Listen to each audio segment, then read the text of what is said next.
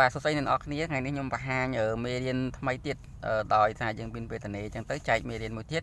អញ្ចឹងខ្ញុំនឹងចែកមេរៀនថ្មីមួយទៀតតាក់ទងជាមួយនឹងប្រព័ន្ធម៉ូទ័របូមទឹកអ្នកនរគ្នាដោយសារតែថ្ងៃមុនហ្នឹងខ្ញុំទៅតប្រព័ន្ធម៉ូទ័របូមទឹកគេខ្ញុំឃើញគេធ្វើមកវាអត់ logic និយាយទៅវាឆាប់មានបញ្ហាឆាប់ខូចដល់ម៉ូទ័រឬក៏ឆាប់ខូចកុងតាក់អញ្ចឹងទៅអញ្ចឹងថ្ងៃហ្នឹងខ្ញុំចេញមេរៀនមួយទៀតហ្នឹងគឺដើម្បីអ្នកគ្នាចេះធ្វើខ្លួនឯងទោះបីអ្នកគ្នាចេះតក៏អ្នកគ្នាអាចយល់ពីប្រព័ន្ធវាទៅចង់តប្រព័ន្ធមួយណាក៏បានដែរហើយខ្ញុំប្រាប់ថាមួយណាល្អមួយណាមិនល្អ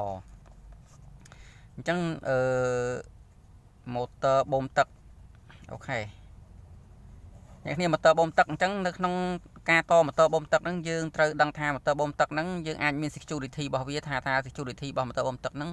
យើងបូមទៅកុំឲ្យម៉ូទ័រខូចកុំឲ្យពងទឹកយើងវាខូចកុងតាក់វាខូចហើយយើងមានវិធីរបស់វាក្នុងការតដែរប៉ុន្តែបើយើងអត់យល់ពីប្រព័ន្ធវាហ្នឹងទេនៅពេលដែលយើងតទៅវាអាចនឹងធ្វើឲ្យមានគ្រឿងណាមួយចាប់ខូចអញ្ចឹងនៅក្នុងម៉ូទ័របូមទឹកអ្នកនរគ្នានៅក្នុងមេរៀននេះខ្ញុំនឹងលម្អិតប្រាប់អ្នកនរគ្នាថាតើម៉ូទ័របូមទឹកហ្នឹងគេតមិនតាមលំដាប់លំដោយតាំងពីមេរៀនទី1ដំបូងទៅអញ្ចឹងទី1ខ្ញុំនិយាយអំពីការតម៉ូទ័របូមទឹកអញ្ចឹងនៅក្នុងម៉ូទ័របូមទឹករបស់យើងដឹងហើយនៅក្នុងអាងទឹកយើងមួយនេះបាទអាងទឹកក្នុងអាងទឹកហ្នឹងគឺយើងត្រូវការតទយោមួយចូលអញ្ចឹងទយោមួយចូលគឺយើងដាក់ម៉ូទ័រមួយអញ្ចឹងម៉ូទ័ររបស់យើងគឺមានខ្សែវា2ណាខ្សែម៉ូទ័រ AC អញ្ចឹងម៉ូទ័រ AC ខ្ញុំមិននិយាយ3ហ្វាទេខ្ញុំមានម៉ូទ័រ AC អញ្ចឹងពេលដែលម៉ូទ័រវិលទៅទឹកវាចូលក្នុងហ្នឹងពេលដែលពេញទៅវានឹងឈប់ណាអញ្ចឹងឧទាហរណ៍ថាយើងអត់មានអីទាំងអស់យើងចង់តម៉ូទ័រគឺយើងតមកគឺយើងតខ្សែម៉ូទ័រនឹងចូលទៅនឹងឌុយរបស់យើងមួយឌុយរបស់យើងមានឌុយដោតចេះបាទឌុយ AC អញ្ចឹងនៅពេលដែលយើងដោតទៅពេលដែលយើងដោតអាហ្នឹងចូលក្នុងរុននេះក្នុងរុនរបស់យើងគឺមានរុន2ចេះឌុយរបស់យើងមានរុន3ក៏មានដែរអញ្ចឹងពី EDC របស់យើង EDC អញ្ចឹងប្រភព EDC មានរុនគឺយើងយករុន AC មកដោតទៅគឺម៉ូទ័រនឹងបូមទឹកនៅពេលដែលវាស្រកអស់វាបូមទៅដល់កម្រិតណាមួយយើងចង់បានយើងដកម៉ូទ័រនឹងចេញណាដកម៉ូទ័រនឹងចេញទៅគឺវាលែងភ្លើងអាហ្នឹងសាមញ្ញធម្មតាជាលក្ខខណ្ឌទី1គឺមានន័យថាគាត់តែយើងដោតភ្លើងភ្លឺដោតទៅវាដើរដោតដំណើរការណាអញ្ចឹងយើងយកដោយយើង AC យកមកដោតក្នុងហ្នឹងទៅដំណើរការគឺវាដំណើរការវាភ្លឺពេលយើងត្រូវការយើងទៅដកវិញឃើញវាពេញណាអាហ្នឹងលក្ខខណ្ឌទី1អញ្ចឹងលក្ខខណ្ឌទី2គឺខ្ញុំតទៅដិរេចខ្ញុំប្រើកុងតាក់វិញណាខ្ញុំប្រើកុងតាក់អញ្ចឹងឧទាហរណ៍ថាខ្ញុំយកតពី AC ដិរេចអញ្ចឹងយើងមានរុនវាចឹងដែររុនវា3បន្ទាប់មកយើងយកក្បាលវាមកដោតហើយយើងតវាដិរេចទៅឲ្យម៉ូទ័រអញ្ចឹងម៉ូទ័រហ្នឹងពេលដែលវាធ្វើការទៅដល់អាងទឹកហ្នឹងនៅពេលដែលវាពេញទឹកវាពេញគឺ full នេះ empty ឯហ្នឹង full អញ្ចឹងនៅពេលដែលទឹកហ្នឹងមកដល់ហ្នឹងវាពេញកាលណាវាពេញគឺយើងដាក់កុងតាក់នេះមួយវាបិទបើកអញ្ចឹងកុងតាក់របស់យើងគឺយើងដាក់កុងតាក់ចេះណាយើងកាត់តនេះមួយយើងកាត់នេះចោលគឺយើងតហ្នឹងមកនេះកុងតាក់ណាយើងតចេះមកអញ្ចឹងខ្សែភ្លើងយើងដដែលទេពីរហ្នឹងគឺយើងកាត់មួយចេញទៅចំហឲ្យដាច់ចេញពីគ្នាមកគឺយើងយកវាត្រឹមហ្នឹងមកត្រឹមនេះមកដាក់កុងតាក់កាលណាយើងបើកកុងតាក់ហ្នឹងម៉ូទ័រហ្នឹងវាបើករហូតទៅទឹកវានឹងពេញពេលដែលពេញយើងនឹងបិទវិញមកអាហ្នឹងលក្ខខណ្ឌទី2ដែលវាសាមញ្ញធម្មតាអ្នកនរអាចមើលអញ្ចឹងទៅអញ្ចឹងលក្ខខណ្ឌទី1យើងដោតយើងត្រូវការដោតដល់ពេលពេញយើងទៅដកកន្លែងកុងតាក់ទី2យើងអត់ដោតទេគឺយើងអាចដាក់ D-Center ឬក៏យើងប្រើកុងតាក់សម្រាប់បិទទៅពេលភ្ជាប់យើងបើកអញ្ចឹងលក្ខខណ្ឌទី3គឺអានេះប្រើកុងតាក់អញ្ចឹងលក្ខខណ្ឌទី3កន្លែងកុងតាក់ហ្នឹងគឺយើងដាក់កៅអូតូកន្លែងនេះប្រើលក្ខណៈពងទឹកវិញអញ្ចឹងមានន័យថានៅពេលដែលទឹកហ្នឹងវាដល់ហ្នឹងគឺវាឈប់ពេលដែលចុះវានឹងបូមអ្នកនរគ្នាអញ្ចឹងប្រើកុងតាក់អូតូខ្ញុំដាក់ថាកុងតាក់អូតូចុះកុងតាក់អូតូអញ្ចឹងនៅក្នុងអាងទឹកយើងមួយហ្នឹងគឺយើងប្រើពងទឹក level meter គឺជាវាកុងតាក់អូតូអញ្ចឹងកុងតាក់អូតូមានដែលវាដល់កម្រិតហ្នឹងដែលយើងចង់បានគឺវានឹងពេញវានឹង full អានេះ E អានេះ F ហ្នឹង full អញ្ចឹងនៅក្នុងម៉ូទ័ររបស់យើងដដែលម៉ូទ័ររបស់យើងគឺមានខ្សែ2ចេះអញ្ចឹងខ្សែហ្នឹងគឺយើងតជាមួយកុងតាក់នេះហើយចេញពីកុងតាក់នេះមកគឺតមកចូលភ្លើង AC នេះណា AC របស់យើងហ្នឹងណានេះ AC អញ្ចឹងភ្លើងហ្នឹងគឺវានៅចំនឹងដរិចវាចាំតាពងទឹកនេះទេនេះពងទឹកនេះអញ្ចឹងនៅក្នុងពងទឹកនេះនៅពេលដែលវាពេញគឺវាផ្ដាច់អញ្ចឹងនៅក្នុងលក្ខណៈពងទឹករបស់យើងនេះខ្ញុំនិយាយពីពងទឹកឲ្យយើងស្ដាប់តិចមកអ្នកនរគ្នាពងទឹករបស់យើងនេះវាមានខ្សែវា2ហើយនៅក្នុងហ្នឹងលក្ខណៈជាកុងតាក់វាអញ្ចឹងខ្សែវា2លក្ខណៈកុងតាក់វាចេះកុងតាក់វានៅកណ្ដាលចេះវាជាប់ចេះជើងវាអញ្ចឹងវា3អញ្ចឹងអញ្ចឹងពេលដែលយើងតមកលើនេះវានឹងដាច់អញ្ចឹងយើងតពីនេះមកចូលក្នុងម៉ូទ័រនេះអញ្ចឹង ចឹងយើងតចូល motor ហ្នឹងមកចំណែកនេះទៅ AC ណា AC អ្នកទាំងគ្នាមើលតាមហ្នឹងមកអញ្ចឹងនៅពេលដែលពងទឹកហ្នឹងវាមានខ្សែវា2ខ្សែទី1ពងប៉ុណ្ណេះហើយមានខ្សែមួយទៀតគឺពងប៉ុណ្ណេះនេះពេលដែលទិញទៅឃើញ1000ហ្នឹងហើយឃើញ1000ហ្នឹងហើយអញ្ចឹងអានេះគឺសម្រាប់ low អានេះសម្រាប់ high អញ្ចឹងនៅក្នុងពងទឹកហ្នឹងខ្ញុំគូសចេញមកឲ្យស្រួលមើលអ្នកគ្នាអញ្ចឹងអានេះ full នេះ empty អក្សរ E អក្សរ S អាហ្នឹង full នេះ empty អញ្ចឹងនៅក្នុងពងទឹកនេះលក្ខណៈវាឧទាហរណ៍ថាវាមិនអាំពែឧទាហរណ៍10អាំពែនៅក្នុងកុងតាក់ទ័រវាមានអាំពែរបស់វាកុងតាក់វាមានអាំពែរបស់វាអញ្ចឹងឧទាហរណ៍ថាវា10អាំពែម៉ូទ័ររបស់យើង10ដែរអីណា10អាំពែដែរម៉ូទ័រយើងអញ្ចឹងវាអាចសមាមាត្រគ្នាវាអាចប្រើប្រាស់បានយូរអញ្ចឹងឧទាហរណ៍ថាម៉ូទ័រយើងលើសពី10ឧទាហរណ៍ថាម៉ូទ័រយើង20អាំពែដល់ពេលកុងតាក់យើងដាក់10អាំពែកុងតាក់នឹងឆាប់ឆេះហើយមានន័យថាវាតូចជាងអញ្ចឹងបើអានេះ10អានេះ20វិញល្អវិញវាអាចប្រើប្រាស់បានយូរតែយើងក៏មានលក្ខណៈកុំឲ្យវាខូចដែរយើងមានវិធីរបស់វាអញ្ចឹងនៅក្នុងលក្ខខណ្ឌទី1ទី2ទី3វាគ្រាន់បើជាងដោយសារយើងប្រើពងអូតូក្នុងពងហ្នឹងគឺវាកុងតាក់ជើង3អញ្ចេះអានេះពេលដែលវាឡើងលើវាភ្ជាប់ពេលដែលចុះក្រោមនេះវាចំហវាផ្ដាច់អញ្ចឹងនៅពេលដែលវាឡើងលើគឺទឹក level ទឹកវាឡើងលើចេះទឹកឡើងលើដល់ប៉ះអាហ្វូនេះវាធ្វើកុងតាក់នេះចំហមកលើចំហមកភ្លើងរបស់យើងវារត់ទៅមកដល់នេះគឺវាអត់ចូលមកនេះទេដោយសារអីវាដាច់អានេះឡើងទៅលើបាត់ហើយអញ្ចឹងកុងតាក់នេះវាវាយឡើងលើចេះអញ្ចឹងអានេះវាទៅចំហវិញអញ្ចឹងអានេះកុងតាក់អានេះCOM COM អានេះ NC អានេះ NO នៅក្នុងកុងតាក់វាមានជើង3អញ្ចឹងណាអញ្ចឹងនៅក្នុងពងទឹកហ្នឹងអញ្ចឹងលក្ខណៈពងទឹកហ្នឹងអញ្ចឹងដល់ពេលវាស្រកដល់កម្រិតនេះ empty វាអស់កាលណាអស់វាវាយអានេះភ្ជាប់ធ្វើម៉ូទ័រដំណើរការពេលដែលម៉ូទ័រដំណើរការបូមមកដល់ប៉ះលើនេះវាចំហទៅលើនេះវិញទៅ NC វិញអញ្ចឹងវាលែងមានចរន្តឆ្លងកាត់ហើយវាធ្វើទឹក full អញ្ចឹងនៅពេលដែលវាអស់ដល់កំណត់ហ្នឹងទៀតបានវាបូមទៀតអញ្ចឹងវាធ្វើការបូមនៅចន្លោះហ្នឹងកម្រិតវាឡើងទៅឡើងមកហ្នឹងគឺជួរវិធីនេះវាគ្រាន់បើជាងមុនគ្រាន់បើជាងទី1គ្រាន់បើជាងទី2អញ្ចឹងទី3អញ្ចឹងនៅក្នុងលក្ខណៈនេះខ្ញុំនិយាយពី protect របស់វាការខ្ញុំទៅតឡើងអីគេខ្ញុំទៅធ្វើអីគេតរបៀបនេះណាគេតរបៀបហ្នឹងប៉ុន្តែនៅក្នុងការតរបៀបនេះក៏អត់ security ដែរដោយសារតែនៅពេលពងទឹកនេះខូចហើយគេដាក់នៅលើដបូលអីខ្ញុំពិបាកឡើងហត់មែនតើណាដោយសារគេដាក់នៅលើដបូលគេបិទជិតយើងត្រូវការកោះដបូលញ៉ៃដោយសារអីគេប្រើកុងតាក់ហ្នឹងអាំពែវាហ្នឹងវាតូចជាងម៉ូទ័រហើយវាចប់ direct អញ្ចឹងខ្ញុំកែសម្រាប់ប្រតិជនគឺខ្ញុំមិនឲ្យប្រើអញ្ចឹងទេដោយសារនៅពេលដែលអាហ្នឹងខូចយើងមិនបាក់ធ្វើអញ្ចឹងយើងប្រើវិធីផ្សេងចាំខ្ញុំប្រាប់អ្នកតើវិធីហ្នឹងវាមានមួយខ្លះអញ្ចឹងនិយាយបញ្យល់ច្បាស់ទៅនៅក្នុងកុងតាក់ហ្នឹងយើងអាចសេរីបានអញ្ចឹងនៅក្នុងលក្ខខណ្ឌនេះបើសិនបើយើងដាក់វាអស់ពេកហើយចាំម៉ូទ័របូមមានន័យថាឧទាហរណ៍ថាទឹកហ្នឹងវាដាច់ទឹកអីហ្នឹងទៅគឺយើងបូមអត់បានពេញទេអញ្ចឹងណាលក្ខខណ្ឌមួយទៀតនៅពេលដែលវាធ្វើការឆ្ងាយពេកវាធ្វើឲ្យម៉ូទ័រហ្នឹងក្តៅនេះម៉ូទ័រនេះក្តៅនេះ hot អញ្ចឹងម៉ូទ័រក្តៅនៅពេលដែលវាធ្វើការបូមម៉ូទ័រអាងយើងធំអាងលេងបាន2000គីប3000គីបអីចឹងទៅ2000លីត្រ30000លីត្រអីចឹងទៅពេលវាបូមយូរទៅវាធ្វើម៉ូទ័រក្តៅម៉ូទ័រឆេះណាម៉ូទ័រឆេះជាបញ្ហាដែរអញ្ចឹងបើយើងដាក់វាពងទឹកត្រឹមនេះគឺវា start ប្រហែលជា1ម៉ោងវាបូម1ម៉ោងក៏ល្អដែរវាការពារអញ្ចឹងស៊ីសងយើងអត់ចេះទេចំណែកតម្រូវខ្ញុំអត់ឲ្យអ្នកនេះដាក់អស់ MT អញ្ចឹងឯងកាលណាវាធ្វើការខ្លាំងវាធ្វើម៉ូទ័រឆេះអញ្ចឹងម៉ូទ័រយើងដឹងសម្រាប់ហើយនៅម៉ូទ័រនៅទីផ្សាររបស់យើងជួនកាលទៅគេធ្វើរុំដល់ឲ្យស្ពាន់ក្រហមល្អជួនកាលទៅធ្វើតារាយកមករុំទៅវាសាវាក្តៅអញ្ចឹងម៉ូទ័រពេលយើងទិញយើងសួរគេថាម៉ូទ័រនឹងរុំស្ពាន់ឬក៏រុំតារាអញ្ចឹងអ្នកលក់គេប្រាប់អាតម្លៃនេះប៉ុណ្នេះតម្លៃនេះប៉ុណ្នេះអញ្ចឹងគេប្រាប់យើងអញ្ចឹងយើងត្រូវយល់សម័យឥឡូវគេរុំទៅចាយគេរុំតារាទេគេរុំស្ពាន់ទេដោយសារវាចំណេញណាអញ្ចឹងនៅពេលម៉ូទ័រយើងខូចហ្នឹងយកឲ្យគេរុំគេសួរយើងចង់រុំប្រភេទអីយើងប្រាប់គេតាមហ្នឹងទៅអញ្ចឹងពេលតារាវាធ្វើការយូរវាក្តៅអញ្ចឹងយើងដឹងប្រភេទម៉ូទ័រហ្នឹងយើងអាចកំណត់ level នេះបានចំណែក maximum គឺ protect ប៉ុណ្ណឹងណា security protect មួយអញ្ចឹងឧទាហរណ៍ថាវា protect បើកុងតាក់ទ័រហ្នឹងវាបើកជាប់វាអត់ protect ទេវាហីពេញហ្នឹងទៅណាអញ្ចឹងណាអញ្ចឹងយើងអាចប្រើកុងតាក់ទ័រ2ចាំខ្ញុំប្រាប់ពីរបៀបប្រើ2ដើម្បី protect emergency មួយទៀតសម្រាប់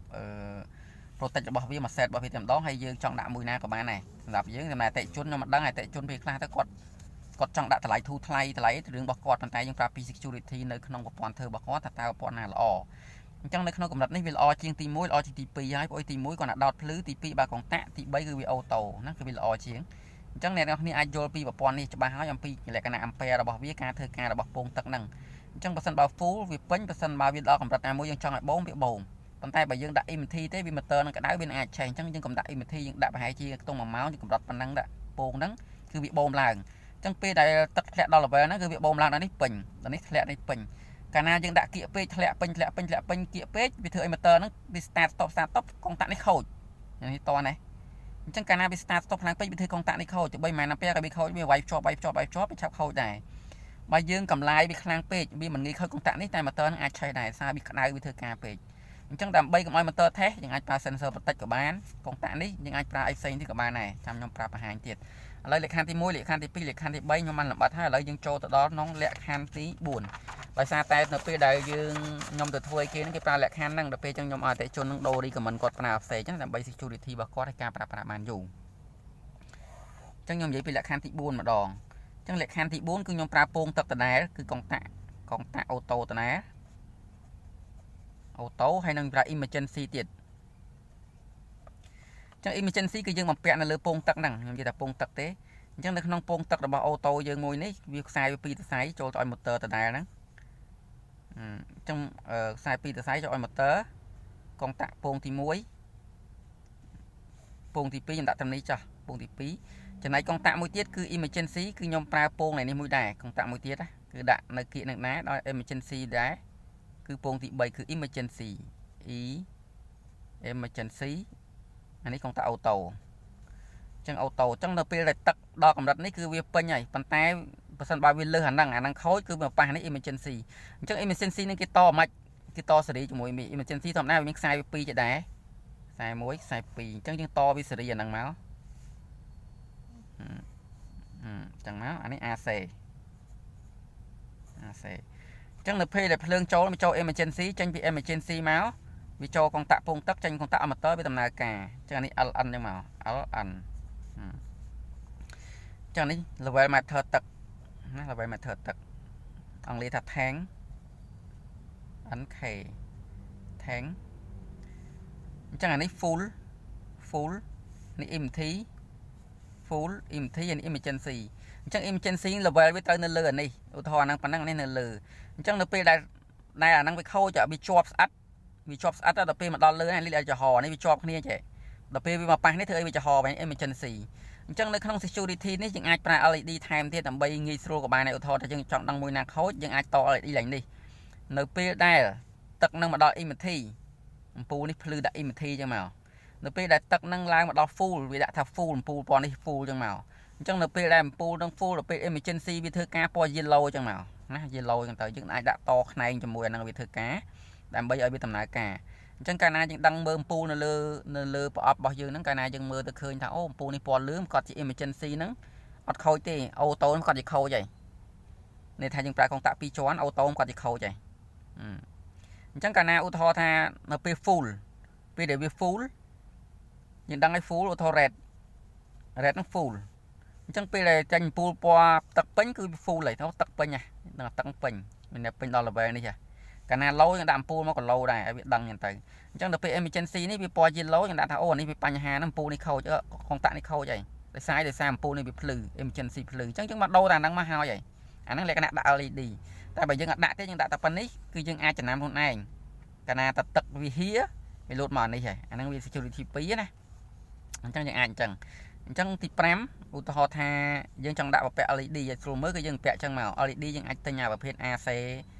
ប្រភេទ AC ហ្នឹងអ្នកនរគ្នាប្រភេទ AC ហ្នឹងយើងមកដាក់មកក៏វាដំណើរការដែរនៅពេលដែលវាដំណើរការមានចរន្តឆ្លងកាត់ទៅវាភ្លឺអញ្ចឹងនៅក្នុងនេះយើងអាចប្រើលក្ខណៈអញ្ចឹងអាចចាស់វាអញ្ចឹងមួយទៀតនៅក្នុងអូតូនេះខ្ញុំដាក់ថាកុងតាក់អូតូដដែលកុងតាក់អូតូបូកជាមួយនឹង emergency បូកជាមួយនឹងកុងតាក់ទ័រនេះអញ្ចឹងនៅក្នុងនេះខ្ញុំបំពាក់គ្រឿងកុងតាក់ទ័រមួយទៀតដោយសារតែយើងការពារ protect កុំឲ្យអាមួយនេះខូចកុំឲ្យអូតូនេះខូច emergency អូតូកុងតាក់ទ័រអញ្ចឹងមានន័យថាយើងបំពាក់កាន់តែចាន security កាន់តែខ្ពស់ងាយស្រួលសម្រាប់យើងជួសជុលហើយដាក់មួយគឺដឹងមួយអញ្ចឹងនៅក្នុងអាងទឹកយើងអានេះយើងពង1ពង2អញ្ចឹងអានេះអូតូអានេះ emergency យើងដាក់ emergency ខ្ញុំប្រើពងតែមួយទេឬក៏ពង2ក៏បានដែរស្រាញ់យើងទេ emergency ក្រោមក៏បានលើក៏បាន emergency ហ្នឹងណាយើងអាចប្រើលើផងក្រោមផងក៏បានដែរណាឥឡូវខ្ញុំប្រើតែមួយទេអញ្ចឹង level 2ហ្នឹងគឺមិនឲ្យត្រូវគ្នាទេគឺអានេះប៉ះអានេះអត់តន់ប៉ះទេណាអានេះtank level ទឹកអានេះទឹកក្នុងនេះទឹកអញ្ចឹងនៅក្នុង ខ្សែនេះមាន2ខ្សែនេះមាន2ដែលយើងតមិញបន្ទាប់មកនៅក្នុងហ្នឹងខ្ញុំដាក់ contactor មួយ contactor អញ្ចឹងនៅក្នុង contactor របស់ខ្ញុំគឺ contactor ហ្នឹងវាមានខ្សែវា220 អញ្ចឹងដើម្បីការពារកុំឲ្យអានេះខូចឧទាហរណ៍អាហ្នឹង10 ampere អញ្ចឹងគឺអាហ្នឹងគឺលែងខូចតែម្ដងដោយសារខ្ញុំយកទៅព្យា contactor អញ្ចឹង contactor ខ្ញុំ5 ampere ចា5 ampere AC អញ្ចឹងនៅក្នុង contactor យើងដឹងហើយ contactor គឺវាអញ្ចេះដាច់ជាប់ចេះហើយយើងអាចត2ប៉ូលបានណាអញ្ចឹងវាជាប់ចឹងវាចាំតែយើងវាយភ្ជាប់វាដើរ contactor ហ្នឹងអញ្ចឹង contactor យើងអានេះbobin របស់វា contactor វាមាន bobin អញ្ចឹង bobin ខ្ញុំគូសលើនេះចុះ bobin អានេះ bobin ខាញ់ contactor វាមានខាញ់អញ្ចឹងនៅពេលដែលវាបឺតវានឹងភ្លើងចេញអញ្ចឹងអានេះ LN ពេលដែលចូលមកវាត្រូវការចូលទៅ motor អញ្ចឹងអ្នកគ្នាដើម្បីតឲ្យ motor នឹងខាញ់នឹងបឺតឲ្យខាញ់នឹងបឺតបានលុះត្រាតែយើងត emergency វាអញ្ចឹងនៅក្នុងនេះខ្ញុំតវាចូលនៅក្នុង contactor ម្ខាងមកអ្នកគ្នាមើលសីមាអញ្ចឹងមកតចូលម្ខាងដើម្បីឲ្យវាដំណើរការហើយចំណែកមួយនេះគឺយើងតចូល AC នេះ L ចំណែកនេះគឺតចូលខាងក្នុងនេះមើលតន់មកនេះ AC អញ្ចឹងពេលអាមួយនេះភ្លើងចូលមកនេះអានេះវាបឺតហើយយើងចង់ដាក់ emergency អញ្ចឹង emergency យើងកាត់អានេះមួយកាត់អានឹងមួយយើងតវាមកចេះមកហើយតនេះមកចេះណាអ្នកនាងមើលយល់ទេមកអញ្ចឹង emergency តស្រីនេះខ្ញុំកាត់ចោលអញ្ចឹងនៅពេលដែលភ្លើងនេះវារត់មក contactor គឺវារត់អញ្ចេះរត់មករហូតមកចូល emergency ចេញ emergency មកចូលអានេះអញ្ចឹងអានេះមកពេលទឹកអស់គឺវាបឺតវាចូល contactor បឺតអញ្ចឹងពេលដែលបឺតវាទៅណាវាទៅ motor ណានេះអញ្ចឹង motor យើងហ្នឹងយើងតទៅជាមួយ contactor មក contactor នៅពេល contactor បឺតគឺភ្លើង LN នឹងចេញអញ្ចឹងពេលដែល contactor បឺតវានឹងធ្វើឲ្យទឹកហ្នឹងហូរចូលក្នុងនេះ stand ទឹករបស់យើងហូរចូលទៅវាពេញដល់ maximum អានេះចំហពេលចំហ CQ ហ្នឹងវាមានមកត្រឹមនេះទេអញ្ចឹងវាអត់ចូល contactor ទេ contactor វាអត់បឺតទេអញ្ចឹងបើអាហ្នឹងវាខូចវាមកខូចវាមកលោត alarm អានេះឲ្យដាច់អញ្ចឹងដាច់តាមនេះវាលោតអំពូលអានេះអញ្ចឹងបើចង់ពាក់អំពូលពាក់នៅហ្នឹងមកនេះអញពាក់នៅហ្នឹងមកអញ្ចឹងនេះអាចប្រើ contactor អញ្ចេះក៏បានអញ្ចឹងសម្រាប់ខ្ញុំ recommend អ្នកនេះប្រើអញ្ចេះល្អអ្នកនរគ្នាដោយសារតែខ្ញុំដាក់តែជូនខ្ញុំដាក់អញ្ចឹងដែរដោយសារបើមានបញ្ហានេះគួរមានអានេះជួយហើយបើសិនបើអានេះគឺលែងបញ្ហាលែងមានបញ្ហាហើយប៉ុន្តែវានៅបញ្ហាឧទាហរណ៍ថាវាធ្វើការយូរ motor ហ្នឹងវាអាចខូចអញ្ចឹងនៅក្នុង motor យើងដឹងហើយ motor វាអាចខូចទី1វាក្តៅទី2គឺវាអត់មានទឹកឆ្លងកាត់អញ្ចឹងយើងអាចប្រើ sensor ទឹកមួយទៀតកន្លែង motor ហ្នឹងពេលដែលទឹកចេញពេលដែលមានទឹកចេញទើបអា contactor នឹងវាបឺតអញ្ចឹងយើងអាចដាក់ sensor មួយទៀតវែងឆ្ងាយនេះនេះញ៉ៃតិចឥឡូវខ្ញុំអាចនឹងគូខាងក្រោយមួយទៀតដើម្បីឲ្យស្រួលមើលបន្ថែម sensor ឡើងនេះទៀតអញ្ចឹងបញ្ជាក់ទាំងអស់គ្នានៅក្នុងលក្ខខណ្ឌទី5គឺ contactor បូកជាមួយនឹង auto emergency និង contactor អញ្ចឹង contactor ហ្នឹងគេដាក់ដើម្បីឲ្យតម្រូវជាមួយនឹង motor នេះកុំឲ្យវាមានបញ្ហាអញ្ចឹងឧទាហរណ៍ថា motor ហ្នឹង10 ampere អញ្ចឹងទៅ contactor របស់យើងអាច10 ampere ដែរតែវា2ប៉ូឬក៏15 ampere អញ្ចឹងទៅវាធំជាងណាអញ្ចឹងនៅពេលដែលនេះយើងដឹងតលែងខូចហើយដោយសារអីវាយកនេះជាអ្នកវិជាវិញវាអាចបញ្ហាពីរនេះណាបញ្ហាពីរនេះអញ្ចឹងអានេះក៏លែងខូចអានេះក៏លែងខូចដែរប៉ុន្តែយើងត្រូវតែមាន security នៅក្នុង security តម្លើងអេឡិចត្រូនិកវាត្រូវតែមានប្រភេទ emergency កាលណាអត់មានវាទេវាបញ្ហាអញ្ចឹង emergency ហ្នឹងយើងអាចតសម្រាប់ auto មួយ emergency មួយទៀតអាចដាក់ឡើងនេះសម្រាប់យើងវាយដៃឧទាហរណ៍បញ្ហាខ្ញុំកះដៃផឹងទៅក៏បានដែរឬក៏យើងប្រើ contactor disjunctor មួយទៀតសម្រាប់ breaker ក៏បានដែរពេល emergency បញ្ហាវាឲ្យ load ក៏បានដែរថាយើងណាយើងតមកក៏បានដែរយើងអ្នកជាងអញ្ចឹងអាច recommend មើលតែជន់ទៅអញ្ចឹងកន្លែងនេះខ្ញុំនឹងបំពាក់មួយទៀតគឺបំពាក់ sensor ឲ្យ motor មួយទៀតគឺដើម្បីកុំឲ្យ motor នឹងឆេះអញ្ចឹងយើងដឹងថា security នេះគឺ okay ទាំងអស់អានេះក៏អត់ខូចអានេះក៏អត់ខូចអានេះក៏អត់ខូចប៉ុន្តែវាអាចបញ្ហានៅ motor អញ្ចឹងយើងអាចបំពាក់ sensor នៅ motor មួយទៀតឥឡូវបំពាក់ sensor នៅ motor អញ្ចឹងការតនោះអត់មានពិបាកទេអ្នកនរគ្នាគឺងាយទេដោយសារខ្ញុំដាក់លម្អិតមួយអញ្ចឹងនៅក្នុង contactor ដដែលហើយ LED អ្នកនរគ្នាអាចធ្វើខ្លួនឯង LED នេះពងទី1ពងទី2អានេះ emergency អញ្ចឹង emergency មានខ្សែ2ពងមានខ្សែ2អញ្ចឹងអានេះតមួយគ្នាអានេះតមកចេញខ្សែមក2អញ្ចេះអានេះ auto អានេះ emergency អាហ្នឹងលក្ខណៈទី6គឺ auto sensor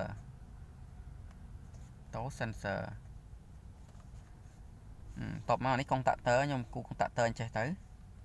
ចឹងកុងតាក់ទ័ររបស់យើងហ្នឹងគឺចូលអញ្ចឹងមកដល់ពេលដែលយើងតអញ្ចឹងគឺអានេះគឺសម្រាប់ទៅឲ្យភ្លើង AC ណា AC ពេលដែលចូលទៅបានវាបើកចឹងកុងតាក់ទ័ររៀងវាជាបប៊ីនចេះណាបប៊ីនចេះតមកយើងកុងតាក់ទ័រហ្នឹងវាមានជើងវា2ចេះ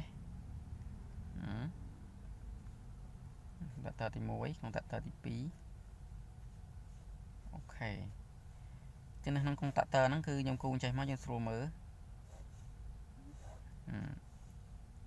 តមកយើងដាក់ទៅ motor នេះ motor ចឹងកុងតាក់ទ័រនេះវានឹងចូលទៅ motor ឥឡូវខ្ញុំដាក់នេះ AC ហ្នឹងគឺ L និង N L N ចឹង AC វាចាំតែបាយទៅ motor ទេចឹងនៅក្នុង motor នេះខ្ញុំបំពាក់ sensor មួយ sensor នេះ sensor ហ្នឹងគឺខ្ញុំចាប់ជាមួយនឹង motor ហ្នឹងចាប់ជាមួយ motor ហ្នឹងអញ្ចឹងនៅក្នុង sensor ហ្នឹងមានខ្សែវា2ណាគឺយើងចូលទៅឲ្យខ្សែនឹងមួយហើយខ្សែមួយទៀតនឹងចូល motor sensor នេះវាចាប់ជាមួយនឹង motor អញ្ចឹងនៅពេលដែល motor នឹងវាក្តៅវាមានបញ្ហា sensor នឹងវាចំហវាជាកុងតាក់អេឡិចត្រូនិកមួយដែរសម្រាប់ឲ្យចំហនៅពេលកុងតាក់ទ័រនឹងវាក្តៅឬក៏ sensor សម្រាប់ឲ្យទឹកហុកទឹកបឺតមានន័យថាកាលណាវាមានទឹកកុំឲ្យការពារហ្វឺតណាកាលណាវាមានទឹកហ្នឹងបានវាបូមលក្ខខណ្ឌហ្នឹងណាអញ្ចឹងនៅពេលដែល motor ហ្នឹងវាមានទឹកនៅនឹងកន្លែងហ្វឺតវាហ្នឹងបានវាបូមកាលណាអត់មានវាអត់បូមទេហើយយើងអាចបំពាក់ LED នៅនឹងមួយដែរនេះអាចធ្វើទៅ LED បំពាក់ LED កាលណាអត់មានទឹក LED អត់ភ្លឺទេកាលណាមានទឹក LED នឹងភ្លឺអញ្ចឹងបញ្ជាក់ថា sensor នឹងវាដំណើរការវាងាយស្រួលអានេះដាក់ LED ដែរមក LED អានេះ security អានេះ LED ដែរមកដាក់ LED ទាំងអស់កន្លែងនេះចង់ដាក់ LED ក៏បានដែរយើងពាក់ LED ទីមកអញ្ចឹងការបំពាក់ LED នឹងគឺមានប្រយោជន៍ណាស់អ្នកនរគ្នាយើងធ្វើជាប្រអប់មួយទៅ LED នេះកាលណាកុងតាក់ទ័របឺត LED ភ្លឺយើងដឹងកុងតាក់ទ័របឺតហើយកុងតាក់នេះធ្វើការ LED ភ្លឺយើងដឹងថាអូកុងតាក់នេះធ្វើការអានេះធ្វើការ LED ភ្លឺអានេះធ្វើការអញ្ចឹងអា low នេះក៏បានដាក់ low ឲ្យភ្លឺទៀតក៏បានដែរនេះ LED ថែមទៀតមក LED ដាក់ low ទៅគួរវាភ្លឺដែរអញ្ចឹងនៅក្នុងចំនួនហ្នឹងយើងចង់ដឹងថាមួយណាខូចក៏បានដែរដោយសារអីនៅពេលដែលយើងបំពាក់ security ទាំងអស់ហ្នឹងយើងអាចដឹងអូដាក់អានេះភ្លឺអូអានេះកុងតាក់ទ័រនេះធ្វើការហើយដល់ពេលអាខាងនេះយើងអាចដល់ LED ទៅ motor ធ្វើការហើយអូដឹងហើយអញ្ចឹង sensor នេះវាការពារអីយើងអាចប្រើ sensor ការពារនៅបូមទឹកនៅពេលដែលអត់មានទឹកនៅជាមួយនឹង first ហ្នឹងទេគឺវាអត់ដំណើរការទេអាហ្នឹងវាការពារ sensor ឆេះមួយទៀតនៅពេលដែលសីតុណ្ហភាពខ្លាំងពេកក៏វាអត់ធ្វើការដែរក្តៅពេកយើងការពារ motor ឆេះអញ្ចឹងយើងត្រូវដឹងថាការពារ protect របស់វាហ្នឹងគឺគេរៀបចំអញ្ចឹងដើម្បីការពារវាឆេះអញ្ចឹងយើងអាចយល់ពីដំណើរការរបស់វាគឺវាល្អទី6ហ្នឹងគឺល្អអ្នកនរគ្នាអញ្ចឹង assembly របស់វាយើងត្រូវការពងទឹកមួយ emergency មួយកុងតាក់ទ័រមួយ motor មួយ sensor មួយគឺប៉ុណ្ណឹងគឺគ្រប់គ្រាន់ហើយប្រអប់ឯមួយទៅសម្រាប់រៀបចំអញ្ចឹងអ្នកនរគ្នាបញ្ជាក់ម្ដងទៀតប៉ះសិនបើឧទាហរណ៍ថាយើងអត់មាន sensor អត់មានអីទេយើងអត់បំពាក់អីច្រើនទេយើងត្រូវadjustអានេះវិញដើម្បីកុំឲ្យវាបូមខ្លាំងពេកកាលណាបូមខ្លាំងពេក motor គាត់ទៅឆេះហើយព្រោះឯកាលណាវាធុងទឹកយើងធំវែងចំនួនដូចថា tank របស់យើងមែនឧទាហរណ៍ថា 20000 លីត្រអញ្ចឹងតា 20000 លីត្រ 2000 លីត្រចុះ 20000 លីត្រនៅពេលដែលយើងឲ្យវាអស់ពេកហើយវាបូមឡើងពេញគឺ motor ធ្វើការយូរវាក្តៅប៉ុន្តែដល់ពេលយើងមាន sensor បន្តិចវាក្តៅប៉ុន្តែវាឈប់ដល់ low maximum វាបូមទៀតអញ្ចឹងណាបូមទៀតទូទៅពេញក៏ប៉ុន្តែបើសិនបើយើងអត់មាន sensor ទេយើងអត់ដាក់ទេគឺយើងត្រូវឲ្យរែងអាចាស់នេះកុំឲ្យវា low ពេកឲ្យវាគៀកតិចមកត្រឹម1ម៉ោងឲ្យពេញហ្នឹងទៅតែតែ1ម៉ោងបានកំណត់វាអញ្ចឹងណាដើម្បីការពារកុំឲ្យ motor ឆេះអញ្ចឹងបើសិនបើយើងអត់ដាក់កុងតាក់ទ័រនេះក៏បានដែរដូចលោកមុនមួយហ្នឹងប៉ុន្តែវាអាចទាំងឆាប់ឆេះព្រោះនេះអញ្ចឹងទៅ emergency មិនដាក់ក៏បានដែរធ្វើលក្ខណៈទី1ក៏បានដែរអញ្ចឹងក្នុងតម្លាក់បូមទឹកនេះអ្នកនេះអាចប្រើទី6ចំណែកទី7ខ្ញុំនិយាយទី7គេប្រើ programmer អញ្ចឹងនៅក្នុងទី7គឺ programmer គេសរសេរ program នៅក្នុង MCU មួយគេសរសេរ code option ណាប្រើ sensor ណាលក្ខខណ្ឌណាដូចអ្វីដែលយើងធ្វើអញ្ចឹងគាត់ថានៅក្នុង MCU គេមានជា box គេមួយមានជា chip មួយមើលទៅគឺស្អាតគឺ logic ណាក្នុង programmer ហ្នឹងប៉ុន្តែខ្ញុំអត់បង្ហាញទេដោយសារក្នុង programmer ហ្នឹងវាស្មុគស្មាញញ៉ៃអ្នកនរគ្នាហើយយើងអ្នក electronic យើងយល់តែ electronic ទៅចំណែក programmer វាញ៉ៃតិចណាគាត់ថាយើងត្រូវការសេកូទៅអញ្ចឹងទៅប៉ុន្តែបើអតិថិជនគេត្រូវការកន្លែងគេធំដូចជាសន្តាគារឬក៏ប្រភេទហ្នឹងហើយអាគារធំអីទៅយើងអាចដាក់ programmer អញ្ចឹងឧទាហរណ៍ថាអាគារគេមាន10ជាន់អញ្ចឹង10ជាន់នេះអាគារគេ10ជាន់អញ្ចឹងទី10អញ្ចឹងគេចង់បូមទឹកពីទី1ទៅទី10ទី1ទៅទី10អញ្ចឹងយើងដើម្បី logic គឺយើងប្រើ programmer មកហើយវាចែកចាយមកអញ្ចឹងយើងឲ្យលក្ខខណ្ឌទី1នៅខាងក្រោមនេះលក្ខខណ្ឌអី